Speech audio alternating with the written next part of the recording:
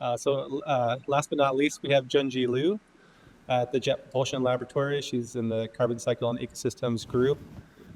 She is one of the experts in the field, along with a couple people in the room, on doing atmospheric conversions and kind of changing the way we've been able to make use of satellite observations of column integrated CO2. And so Junjie is going to talk to us today about some of her experience working with inversion modeling and satellite CO2 data.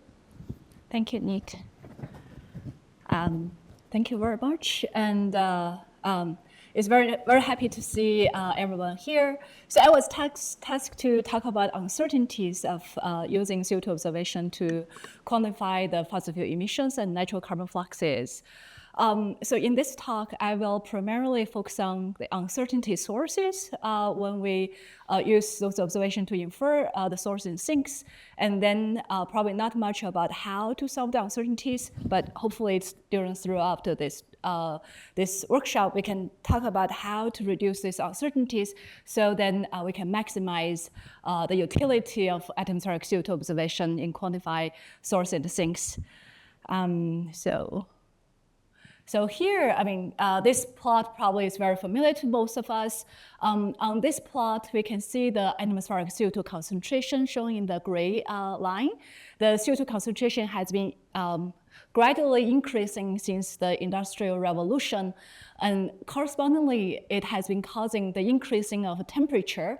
So in 2023, the global mean temperature has reached a new high. So the highest temperature since the modern record, and the CO2 concentration has reached 420 parts per million. When the Manoa station was first set up, the CO2 concentration is about 320 parts per million. So the CO2 concentration has increased more than 30%. So as you can imagine, that future temperature increasing scenario would strongly depend on the global mean CO2 concentration. So this is one of the plot from IPCC report. So you can see the temperature range corresponding to different emission and concentration scenarios. And so this is the temperature range as function of the emission and the concentration.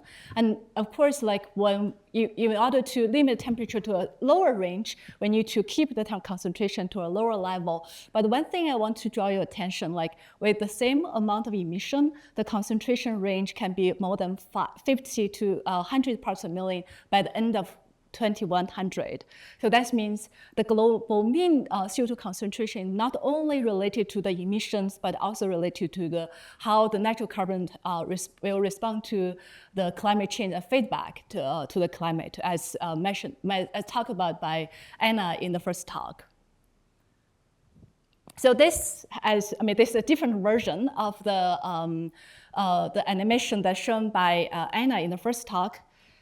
So this is the simulation from the Goddard. So this, instead of surface CO2 concentration, this shows 6-hourly column CO2 concentration. It perfectly illustrates the relationship of the CO2 concentration and the transport. So the atmospheric CO2 variability in the atmosphere is not only related to the surface source in sinks, but also related to how the winds and other synoptic systems like transport this emission around the globe.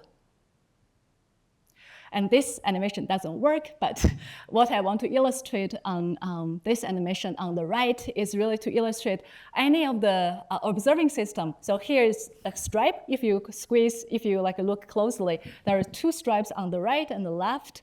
Is the CO2 overpass by Orbiting Carbon Observatory 2 or CO2, a NASA satellite. And this, I really want to illustrate that current satellite or future satellite really capture very small snapshot of atmospheric CO2 concentration. And in order to fill the rest of the gap, we really have to depend on the transport and the understanding of surface source and sinks.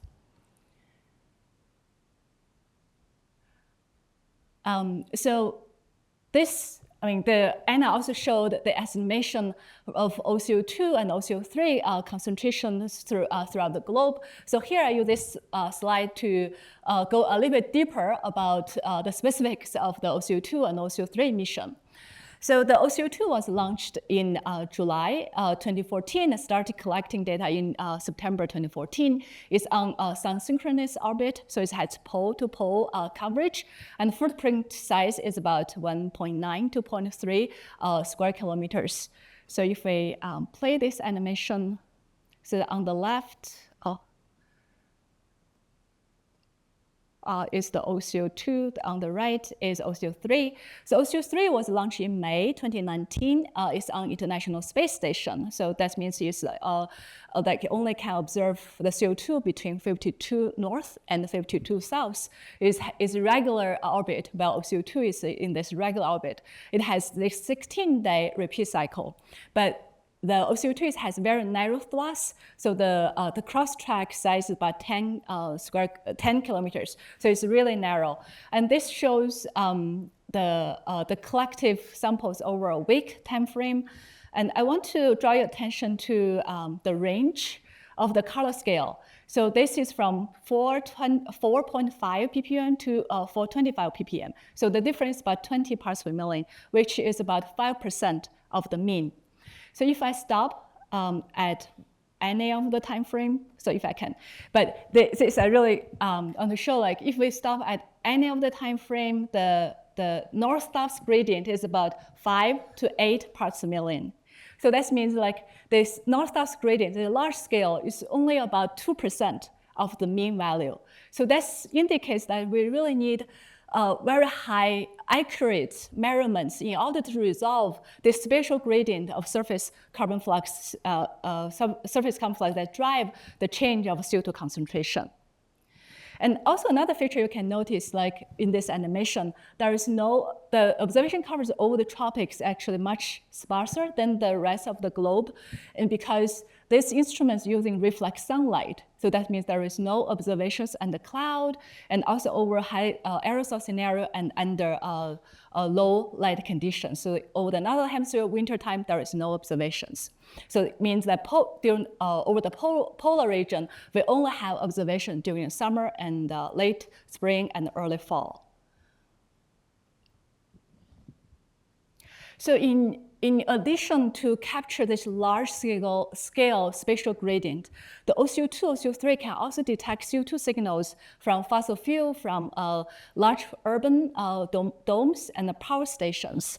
So this urban domes and power station, because it's high emission intensity, this generate the CO2 enhancement that's much larger than the accuracy of the OCO2, OCO3 instruments.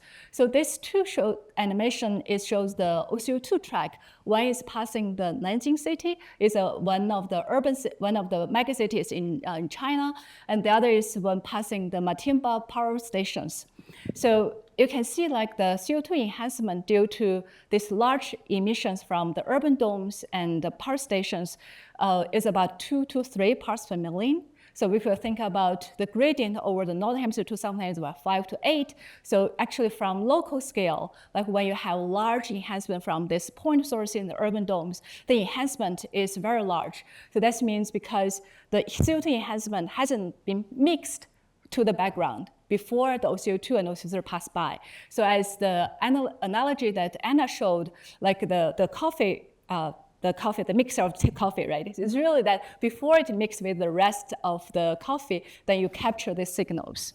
So it's really important to capture the signal right down the source region. So besides this, this global mode, the OCO3 satellite on International Space Station also have the snapshot area maps. So it scans this small area, about 80 by 80 square kilometers in 2 minutes. So this greatly increased observation coverage over some regions. So on the left shows the OCO3 pass the Bachutov power station in Poland, the largest power station in Europe, and the right shows the OCO3 pass the Los Angeles. So you can see compared to OCO2, it gives much more detailed spatial maps. So OCO2, OCO3, as we as indicated, like really greatly increased observation coverage throughout the globe. But the reason that we want to have this so many observations, not really to monitor the change of mean CO2 concentration. I mean, with that, surface observation are sufficient. Well, with those much denser observation, what we want to learn is really about the surface source and sinks, like the fossil fuel emissions and also the natural carbon fluxes that as control the CO2 concentration. So in the rest of the talk, I will talk about really the uncertainties of using this observation to quantify the fossil emission and understanding of natural carbon fluxes. So first, I will focus on using those observations in understanding the fossil fuel emissions. So this is one of the methodology that has been used in using satellite observation to quantify the fossil emissions. So here you can see like the satellite is really observe the integrated column. So the concentration is not only related to the sources close by, but also related to the background values. So I will use this animation to show like the connections between the concentration and the fluxes. So the Steve model really use the back trajectory model. You release the particles at different vertical levels, and you trace the particles backward in time. So then, so you can see here, like it's tracing all of the particles back in time. When the particles touch the surface, it gave the sensitivity to the fluxes at that point. But the change of a CO2 concentration is not only related to the flux here. When it touches the boundary, it also gave the sensitivity to the boundary condition. So that means the change of CO2 concentration observed in this region is related to both the surface fluxes and also the background. But the sensitivity calculated from the transport model, from the Steve model, is a function of the boundary layer height and also the wind information. I mean, you can imagine like the uncertainties in the wind and also uncertainty in the boundary layer information will propagate to the uncertainties of the sensitivity of this concentration to the fluxes. Well, this sensitivity is directly used in inferring the fluxes using this observation. So as a result, the uncertainty in the boundary layer height and the wind observation will propagate to the surface flux estimation. So this is really the mechanics of use in different inversion methodologies. I mean, different inversion methodology calculates sensitivity in different ways, but in concept is really just trying to quantify the sensitivity between the concentration and the fluxes. But this all relies on our assumption of the wind, the planetary boundary layer height, and other information. So it's all related. I will use a few examples to say like how this uncertainty has propagated to the flux estimation. I mean, this is a pioneer work by Dian Wu, who is sitting here. This is one of the first work that using this, that demonstrate the feasibility of using spaceborne observation to quantify the urban dome emissions. So in this study, they quantify the emission over 30 arid cities. So that means they don't have to count for the urban biosphere impact on the column CO2 concentration.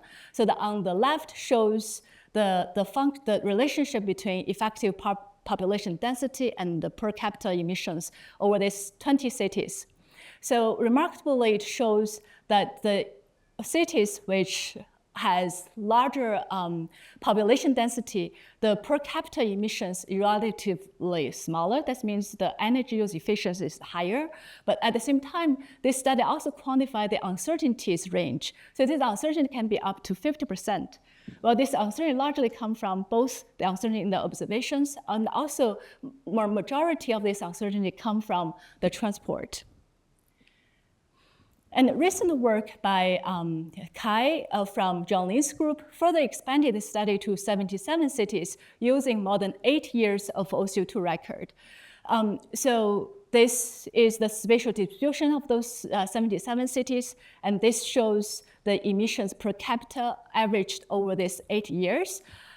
you can see like if you accumulated all this emission over these 8 years, it can capture about 16% of global carbon dioxide emission, which is similar in magnitude in total emission from United States or Europe. This is a big achievement from like spacebound observation for this for OCO2, OCO3 emission, which were not designed to quantify the emission from the urban region. But I want to draw your attention to the numbers in parentheses. This is the number of overpasses over 8 years over this each city. And over some cities, like such as over New York City, over these 8 years only have 7 overpasses. So that means the amount of observation provided by OCO2, OCO3, that's not sufficient for us to capture the short-term variations and also the changes from these urban domes. But largely it's because of the cloud coverage and aerosol effect. And another source of fossil emissions, large source of fossil emissions from power stations. Power stations is a small size, but emission intensity is really large. So it's generate this large CO2 enhancement that can be captured by OCO2 and OCO3 emissions. So here is the satellite track by OCO2 passing one of the a cluster of power stations over India. And this is the CO2 enhancement over this overpass. You can see like CO2 enhancement is about more than 5 parts per million. So this large power station really generates a large enhancement. By using this information, the OCO2 and OCO3 team has been able to quantify the emissions from those large power stations. So this is one of the studies from NASA et al. This quantified the emission from Batra et al. Power stations. So the blue line shows the derived emissions based on reported power generation, while red shows this top-down flux inversion. And you can see if you look at the blue line, the temporal changes about a factor of 2, while this top-down inversion accurately captures the temporal variation. It also has uncertainty up to 20%. Well, in generating the emissions from these power stations, one of the widely used methodology is Gaussian plume model. This is from NASA 2017. In this model, the wind is one of the input variables. So that means when you simulate the plume and the enhancement, the accuracy of those enhancements greatly related to the wind input information. Well, the scale of power station is very small, so that means your accuracy of the simulation related to small scale wind information. And then they further quantify the major source of uncertainty in quantifying the fossil emissions from power stations. Well, among all the factors, wind is really one of the dominating factor that contributing to the uncertainty in the fossil emission estimation from these power stations. And again, like the urban domes, the amount of emissions that could quantified from power station using OCO2 or OCO3 are very limited just because of narrow swath and the revisiting time. And this is the spatial distribution of power stations that has been quantified using OCO2 and OCO3 observation for 4 years from 2018 to 2021. And accumulatively, like if we sum over 2018 to 2021 across the globe, this red line shows the ratio of the fossil emission from power station that could be quantified by OCO2, OCO3 to the total power station of the globe. So like cumulative over these 4 years is about 10 to 11% of fossil emissions could be quantified. So that means like even though OCO2, OCO3 observation has demonstrated the possibility and the feasibility of quantifying fossil emissions from power station using spacebound observation, but because of limited observation coverage, the ability to monitor global emission still need more observation coverage. The future like observation like GOSA GW and CO2M will greatly increase observation coverage, but they are still limited over the region that has cloud and high aerosol concentration. So here is just some main points for the fossil fuel emission and uncertainty source. And OCO2, OCO3 mission as Pathfinder mission really demonstrate the possibility of using spaceborne observation to quantify emission from urban dome and power station. But uncertainty in transport, such as winds, boundary layer height, and dynamics really limited the utility of those observations to quantify emission to a certain accuracy. And increased observation coverage, like multiple species, like including greenhouse gas observation and air quality observation, really to help us understand the source and the sector and processes that has released the CO2 to the atmosphere. Of course, with increasing observation from more satellites, the computational cost will be a barrier to use observations, and how to leverage machine learning to increasing the communication speed, probably something that will be discussed in the community for a long time. Next, I will focus on the natural carbon fluxes. So the anthropogenic emission from fossil fuel emission and the land use are not all stayed in the atmosphere. It's about half has been absorbed by land and ocean on average. So on this plot, the gray and the yellow line shows the fossil and land use change the emissions to the atmosphere. While the bottom green and blue shows the partition of these emissions to atmosphere, land, and ocean from 1850 to 2000. So you can see there's large variability in the land carbon fluxes, but on average, about half of these emissions has been absorbed by land and ocean. And as illustrated by Anna, like where this emission has been absorbed spatially and temporally has really large uncertainties. Well, I want to show this animation again just to demonstrate the large-scale features that observed by OCO2. So is for the OCO2, it really captured this 8 parts per million spatial gradient. But compared to the fossil fuel emission from power station or the urban domes, the flux per area from this natural carbon fluxes often has much smaller magnitude. So that means in order to detect the change of natural carbon flux, we need to integrate over a larger region that could generate a signal that could be detected by the satellites.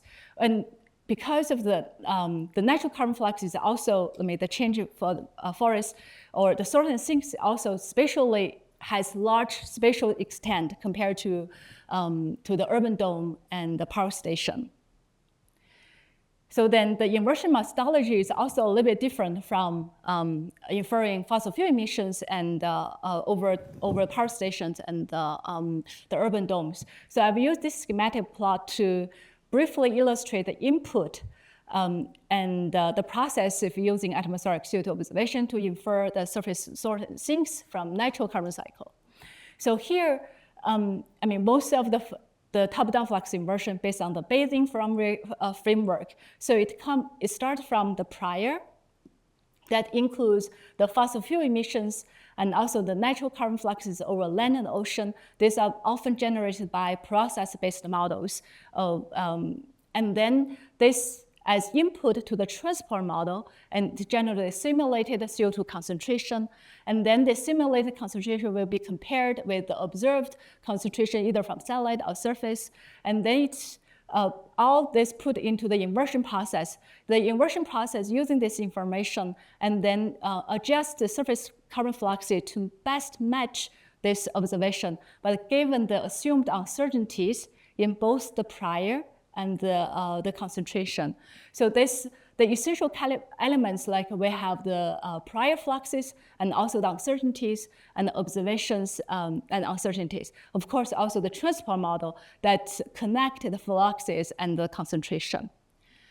And then through the flux inversion process, we generated posterior fluxes and uncertainty. And this is a spatial distribution of the surface source and sinks over the land and over the ocean averaged over 2015, 2020, but based on both satellite observation and surface observation. So the left shows the sum of fossil fuel emission and the terrestrial carbon fluxes. The positive means source, the negative means sink. So most of the, for over the ocean, over the Atlantic and the Southern Ocean is a big carbon sink, while the tropic is the source. Well, another thing you can notice, like the magnitude of the fluxes per area over the ocean is about order magnitude smaller than over land. Well, over land, the big source over China, eastern US, that's largely come from the fossil emissions.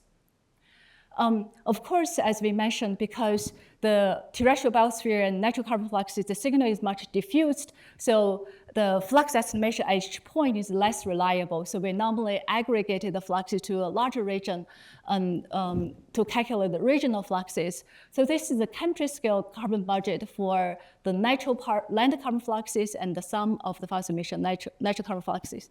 And this is the uncertainty. And the uncertainty is based on the standard deviation of 13 models that has contributed to this exercise. So this is the CO2 model in the comparison project. So one thing I want to draw your attention, like for the Northern Hemisphere, middle latitude nations, the natural carbon fluxes serve as a carbon sink. That means like is absorbing carbon from the atmosphere. Well, over the tropics, largely close to neutral or a source. Well, this is uncertainties. So the uncertainty come from like the assumed transport model and observations, and also the uncertainties in the prior fluxes, and also the observations as well. So you can see when we compare the uncertainties with the fluxes over the tropical region, that even though we have greatly increased observation coverage, the uncertainties is still on the same order of magnitude as the mean fluxes. While over China, the uncertainty is still very big. That's largely from both the flux in natural carbon fluxes and also from the fossil emission. Well, this top-down fluxes, has large uncertainty, but at the same time, it also provides some understanding of how the natural carbon fluxes respond to natural climate variability. One of the main natural carbon variability is the El Nino and La Nina events. So on this left panel shows the bar shows the CO2 growth rate from 1959 to the end of 2021. Well, the blue shows the ocean, the ENSO index. Well, normally it's over the El Nino years, you have larger CO2 growth rate, while all La Nina years have lower CO2 growth rate. Well, this is based on top-down flux inversion from CO2 satellites. You can see that this bar shows the spread among the ensemble models. So this top-down flux inversion generally shows during the El Nino years, both the natural carbon flux has much smaller carbon sink, thus positive normally, while over the La Nina years is kind of a larger carbon sink. But in 2021, because even though it has in the middle of biggest La Nina events, the CO2 growth rate is still close to normal. What we found out is the tropical region, even though it has much larger carbon sink, but actual tropics has much weaker source, much weaker sink. And the second point I want to say, like the top-down flux inversion also provides us the understanding of the impact of extreme climate events. This is one example of quantifying the 2019-2020 drought and fire on the natural carbon fluxes over Southeast Australia. So what we found that the natural carbon flux anomaly due to these events is even larger than the fossil fuel emission. So next, I will focus on the uncertainties. So in the transport, this study that led by Andrew Shu. The transport uncertainty is one of the major uncertainties in the natural carbon flux estimation. This shows the difference between GeoSCAM and TM5 model, two models that broadly used in the top-down flux inversion. Well, they use the same surface carbon fluxes, but then they simulate the CO2 concentration differences. Then you can see that more CO2 trapped in the surface in the GeoSCAM simulation. So when you use this model to the flux inversion, you get very different estimates, even in even national time scale. So when you use satellite and surface, using GeoSCAM, you get much larger carbon sink over China, while over TM5, it shows much weaker carbon sink. So, these uncertainties, of course, come from both the reanalysis. One is using ERA5 reanalysis, the other using MERA2, and also the dynamics. But then even with the uncertainty reanalysis, like this is the wind uncertainty from the reanalysis on the order of a few meters per second. But the propagation of this uncertainty to the concentration is a convolution of both the uncertainty in the wind, but also the surface carbon fluxes. So this is the spread of the CO2 based on the uncertainty of the zonal wind. So it's not where you have larger uncertainty that you show the larger uncertainty in the CO2 concentration, but it's where you have larger magnitude of fluxes. So it's really a convolution of the transport and the magnitude of surface carbon fluxes. So next, I will use this diagram, as I mentioned, the top-down flux inversion also using the assumed priors and uncertainties. So it's one of the input for the top-down flux inversion. And Philip et al. In 2019 quantified how the inversions are sensitive to the assumed priors and uncertainty. So on the left panel shows the range of prior used in the flux inversion for December, January, February. They use 3 fluxes from these 3 models. So you can see for this wintertime, have large range over the tropics. But after using the observation to constrain the posterior fluxes, you can see all the regions where you have more observation, like shown here, the range has been decreased. But over the region where you have less observation, the posterior flux still have large range. So that means that over region where the observation are sparse, the posterior fluxes are very sensitive to the assumed prior fluxes. But not only the magnitude prior fluxes, but also the uncertainties matter about the posterior flux estimation. So they they did some sensitivity experiments and see how the posterior fluxes are sensitive to the assumed prior flux uncertainties. So on this plot, this is the true fluxes, this is the prior. Well, on this panel shows the prior and the range of posterior fluxes, assuming like different magnitude of uncertainty, like 3 uncertainties. So if we focus on this North American temperate region, you can see like for these 3 months, the magnitude of flux is about 2 gigaton, while the range is about 1 gigaton. So that means, the uncertainties from the prior can cause like about 50% of uncertainty in the posterior flux estimation. Of course, most of the emission is like for the CO2 occurs at the surface, but CO2 also have this chemical sources that occur not at the surface, but in the middle troposphere. So the chemical production from oxidation of carbon monoxide and methane or volatile organic compounds could happen throughout the troposphere. Well, most of this process are not considered in the current transport model. So that would cause the uncertainty in our flux estimation. And this magnitude is about 1 gigaton. It's not very small. And then the last one I want to emphasize is like, again, this is a diagram I showed before. Like we use in this input have fossil fuel emissions, assumed fossil fuel emissions, and natural carbon fluxes. But in the top-down flux inversion is global flux inversion framework. In most models, we don't optimize fossil fuel emission. So we only optimize the natural carbon fluxes. Well, the uncertainty in the fossil fuel emission is on the global scale, probably is about 5%, as shown in this chart. But this uncertainty has been increasing just because the increasing of the magnitude of fossil fuel emissions. But this uncertainty could vary dramatically throughout the globe. But over the developed countries, the uncertainty is about 5%. So here showing the scale. But over developing countries, the uncertainty can be more than 20%. And especially the emission has been moving from the developed country to developing country. So that means the uncertainty from fossil fuel emission has been increasing. How this uncertainty of the fossil fuel emission will be propagated to the natural carbon fluxes and how to account for the fossil emission in uncertainty of fossil emission in the natural carbon flux emission is a big question for the community. So this study is led by Tom Oda, published in ERL 2023. They compared the 2 fossil emissions that broadly used in the community. One is ODAC, the other GCP. And you can see like large uncertainties over China, like And then the further did this flux inversion using these two different fossil emissions, you can see where you have larger fossil emissions, the natural carbon fluxes also have larger carbon sinks just because they compensate with each other. So that means when we use those observations trying to quantify the natural carbon fluxes, we need to account for the uncertainties in the fossil emissions and how to disentangle of these two pieces of information from the observation.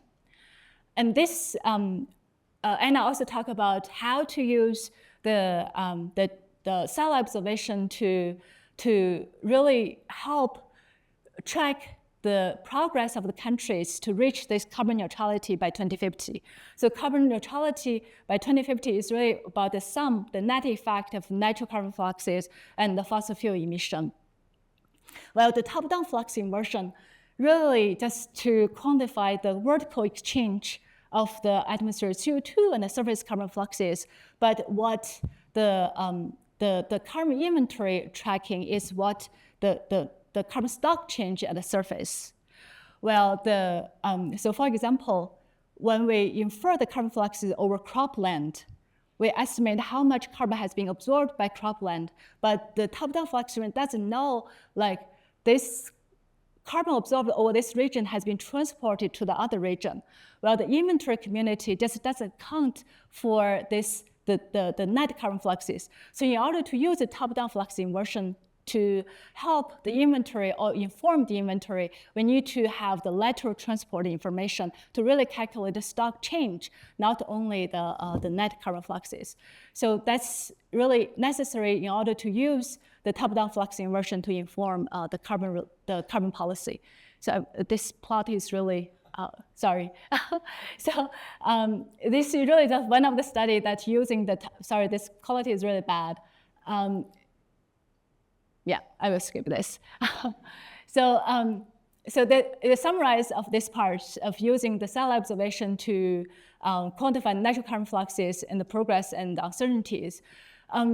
So the using of CO2 observation have advanced our understanding of natural carbon fluxes, especially the response to climate abrasion and extreme events. I also have some idea about large-scale distribution of source and sinks, but there are still a large uncertainties coming from the transport and also the uncertainties in prior fluxes and also the 3D CO2 sources that are less quantified in the transport, less represented in the transport models.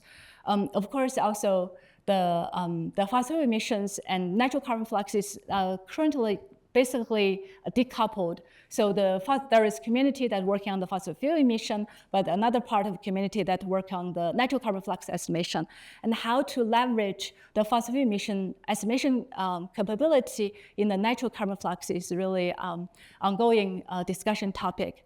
And also, like in order to use this top-down flux inversion to inform national greenhouse gas inventory, we also need to better characterize the lateral transport from riverine and also the crop wood harvest. Okay, with that, thank you.